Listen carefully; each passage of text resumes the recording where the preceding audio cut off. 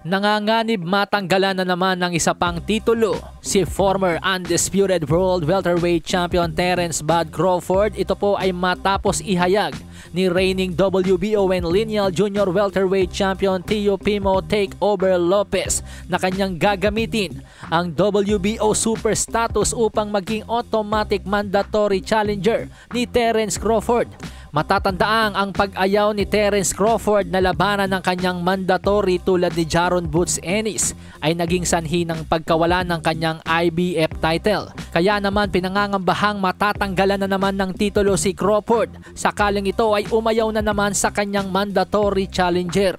Nako po, bad news po yan sa mga Terence Crawford fans pag nagkataon. Ang pahayag po ni Teofimo Lopez na kanya daw pong gagamitin ang kanyang WBO super status upang gawing automatic challenger ni Terence Crawford ay mula po sa panayam sa kanya ni Mr. Moonshine ng Punch Drunk Boxing.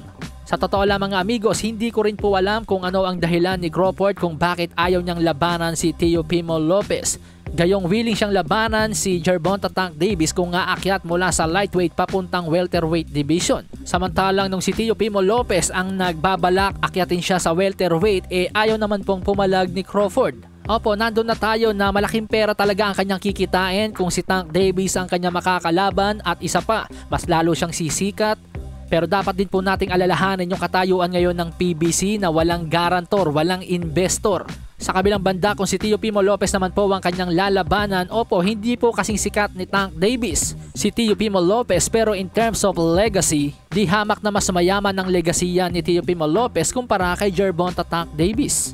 Plus may backer po si Teofimo Lopez, andyan ng Top Rank at ESPN na makapaglalabas ng budget para ikasa ang nasabing laban. Sa katunayan nga po mga amigos, yung home court ng New York Knicks, yung Madison Square Garden, sinasabing may slot nga daw po sila para kay Teofimo Lopez. So ibig sabihin mga amigos, pwede pong gamitin ni Teofimo Lopez at Terence Crawford para sa kanilang big fight, yung home court ng New York Knicks.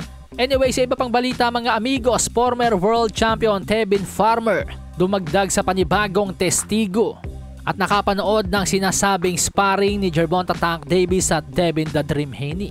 Ani Tevin Farmer mga amigos, I seen the video of Devin Haney and Gervonta Davis sparring.